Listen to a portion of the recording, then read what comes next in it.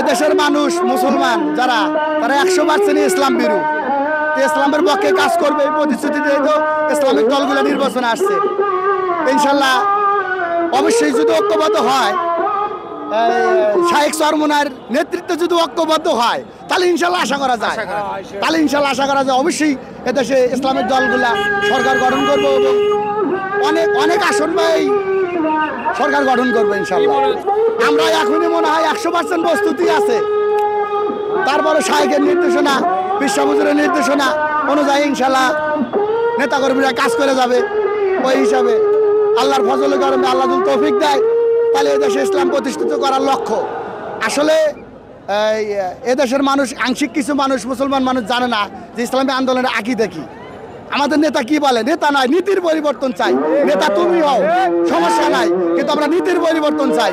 কিন্তু একের পর এক এদেশে যারা রাষ্ট্র ক্ষমতায় আসছে তারা কেউ কিন্তু প্রতিশ্রুতি দিছে, অঙ্গীকার করছে, কিন্তু ইনশাল্লাহ কেউ কার্যকর্মে তাদের সাথে মিল পাওয়া যায় নাই।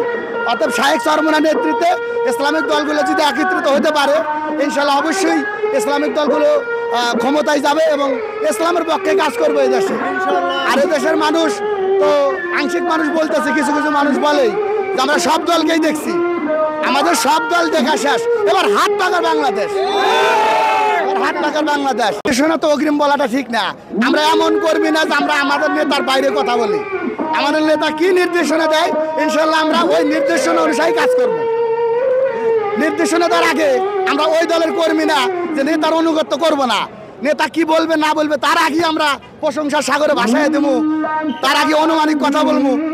তো অন্য কোনো দল না, আমরা নেতার অনুগত্য করতে চাই। আপনি দেখেন আমি গাজীপুর থেকে আছি, কুড়িগ্রাম, সারা বাংলাদেশ থেকে লক্ষ লক্ষ মানুষ এই সমাবেশে উপস্থিত হয়েছে।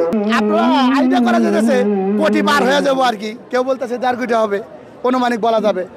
তবে আমরা সবাই নিজের পকেটের টাকা দিয়ে আসছি, নেতার অনুগত্য করতে চাই। আর অন্যান্য দলের আপনারা তো জানেনই এত লোক জোগাইতে কয়েক হাজার কোটি টাকা লাগে। আর শাহেখ চরমোনার নির্দেশনা কি আজকে জাতি দেখুক। বাংলাদেশ জন্মের পরে ভবিষ্যতে এই ধরনের সমাবেশ আর হবে কিনা সন্দেহ। খাগড়াছড়ি, বান্দরবন প্রত্যেক জায়গা থেকে লোকজন আসছে। কেন আসছে? ইনি এমন নেতা, মানে যে নেতার জুরি নাই সেই নেতা হলো পীর সাহেব চরমোনাই।